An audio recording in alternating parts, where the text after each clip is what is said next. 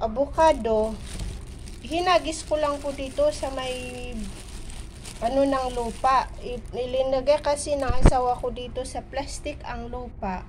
Tinaniman niya ng ba yun, yung basil. Namatay yung basil. Ngayon, nung pumunta kami ng groceries, may binili kami na avocado. Yung ano niya, hinagis ko dito. Ayan yung tatlo. Wow! Ayan, isa pa. Tatlong bote ng cola ang aking anuhin mamaya. Ayan Tapos gusto ko ilagay, subukan kong ilagay dito sa bote ng cola. Lagyan ko ng ano ba to? Yung papel sa ilalim. Pero yung dalawa, i-pure ko na lupa ilalagay mamaya.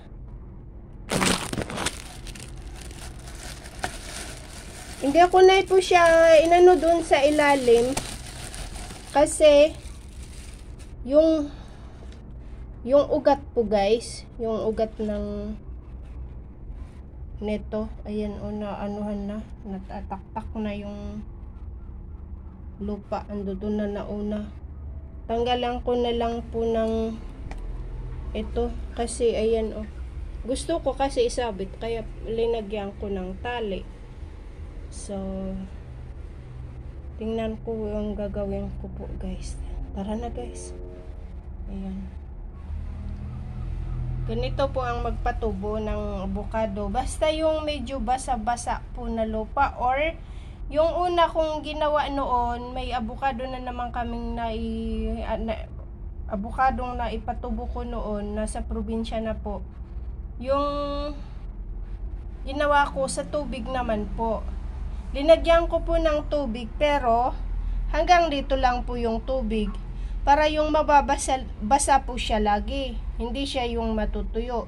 Kasi pagkatuyo po siya, yung avocado po ay hindi tutubo. Ayan. So, ito pala, basa po itong lupa na to. Lagi kong binabasa. Kaya po, tumubo yung avocado. Di po ba guys? So, ayan po yung anak ko ngayon ang ating camera woman.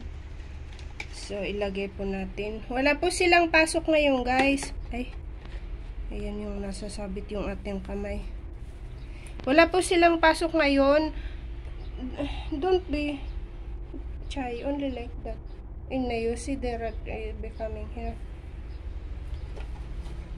Kasi yung holiday po nila ngayon. Tapos ang first grading nila. Tapos holiday kaagad. Eh ganito dito, marami pong holiday. Kaya po pagka sa YouTube po ay hindi po ako nakipag-participant lagi. Kaya nagtataka nga yung mga mga kasamahan ko to yung tina hanggang ngayon pa rin buo yung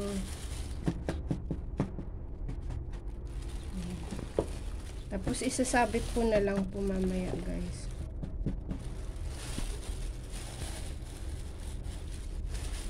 Ayan. Tapos yung pong dalawa lalagay ko din po dun sa yung may dalawa po kami yung cola doon na naka-stack. Medyo matagal po ito, mga ilang buwan lang na to, mga isang buwan mahigit itong nailagay ko dito guys. Ayan. Dapat doon na siya, bakit naka-point dito yung niya.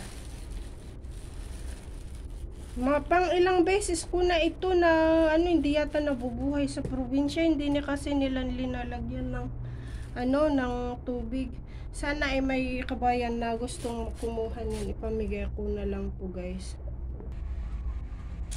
Ayan po guys. Tanggalin na natin yung plastic na ayan po guys yung cola na sinasabi ko po sa inyo. Doon lang po sa naka-stack lang po doon sa sulok, kaya Ako. Anak ko, ando doon nanonood na. Hinayaan na ako dito. Pero okay lang po. Ayan. Kailangan po na hindi natin anuhin hanggang sa ano niya. Ayan yung itlog. Subukan ko yung kahalo yung itlog sa ano, may mga itatanim.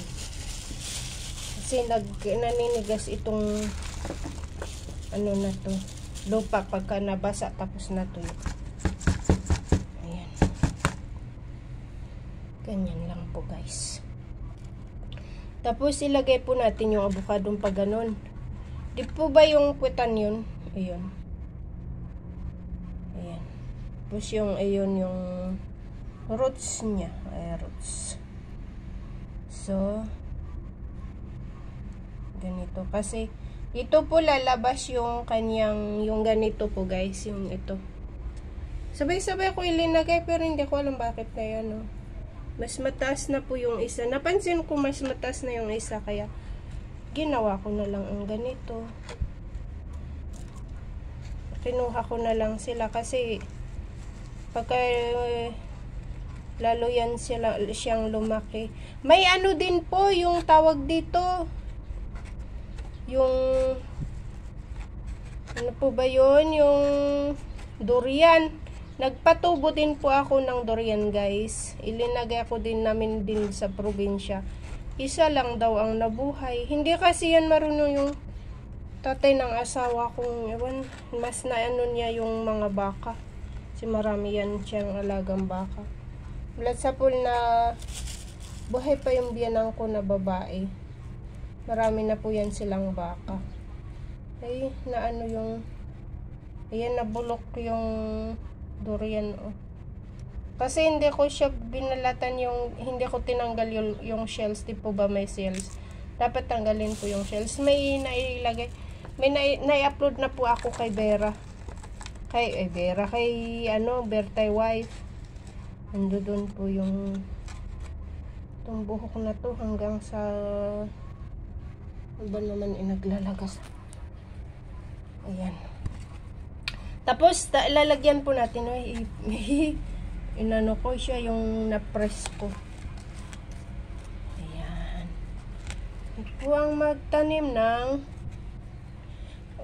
kaya ako nagaganito siguro, halos pagka may kinakain kami o ilinuluto ko, hinahagis ko na lang sa may mga ganitong paso.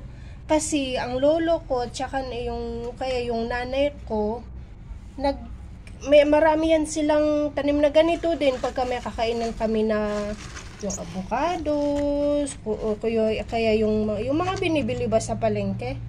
Eh doon sa amin dati, ano po yan guys, malayo sa cities, at saka linalakad po namin yun dati guys.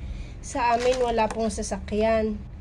Kaya ang ginawa po ng nanay ko, kaya yung lolo ko, pag may mga kinakain kami ng mga avocado na binili nila sa mga cities, na pagpupunta sila sa mga cities, kaya yung mga pasalubong sa amin ng mga tsuhin ko, dahil yan na nag-aaral po sila sa mga cities, ayun po ang ano, pagka yung mga buto pinapatabi, tapos pagka ano tinatanim, haba ang daming tanim yung lolo ko dati ng avocado, tapos yung nanay ko din. Yung mga kape po na, yung kape na trees, ang dami po. Kaya pati kami naambunan sa mga tanim ng lolo ko. Kumbaga, doon ko nakita yung kung paano yan ginagawa ng lolo ko. Ayun. Tapos, ayun, ganun din nanay ko yung mga, kaya ang dami-dami nilang tanim na mga saging, mga, basta yung mga makakain na mga prutas. Ang dami dati, kaya mabubusog kami sa mga prutas na tanim ng lolo ko at nanay ko. Tapos yung saging po guys, o kaya avocado, pagka kinukuha po nila, gustong ipahinugin po, ay linalagay po nila sa ibabaw ng, hindi po ba yung dirty kitchen na sabi ng English, yung, di ba, yung kahoy, ang ano, apoy. Yun ang aapoy. Ayun po guys, ang ginagawa po ng nila, linalagay nila dun sa may No, kasi, tapos yung init po ba ng apoy yung nagpapahinog. Hindi po linalagyan ng carbonara or whatever dyan na pampahinog. Hindi po. Normal na pampahinog po yung ginagawa. Yun. So ngayon guys, lagyan po natin ng tubig. Pang tabo natin ng ayoko yung pang tabo ng kailangan ko yung ito. Lagyan po ng tubig guys para para matubigan, ganun. Ayan yung punda na nasira na ginawa ko ng pamunas ng aming kamay. So, ayan, lagyan po natin ng tubig. Ayan. Di pa ba guys?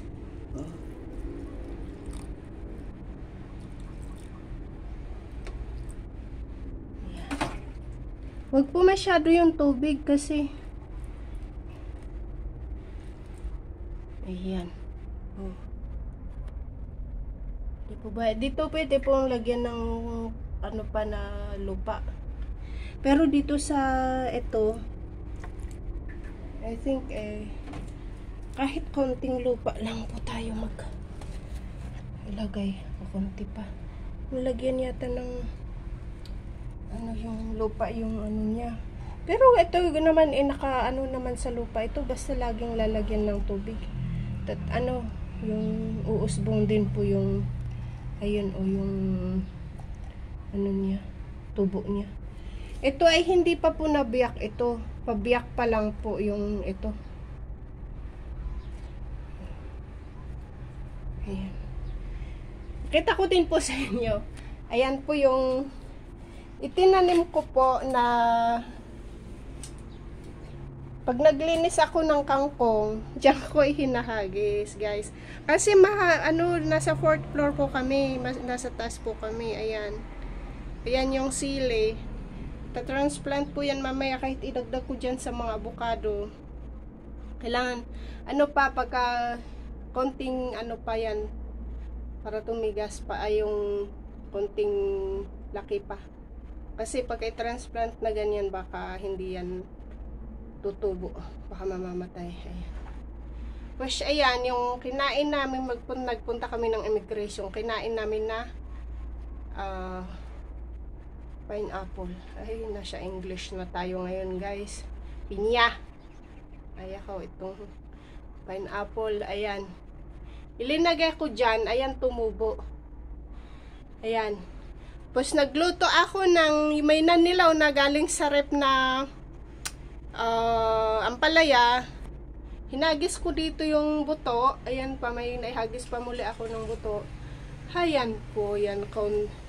Ayan, andun na sa taas. Yung dahon dito sa baba, wala na. Dahil kinukuha ko, yun na yung mga dahon sa taas. Oh. Ayan. Sige na ng tubo. So po guys, hanggang dito na po tayo at ang oras po natin.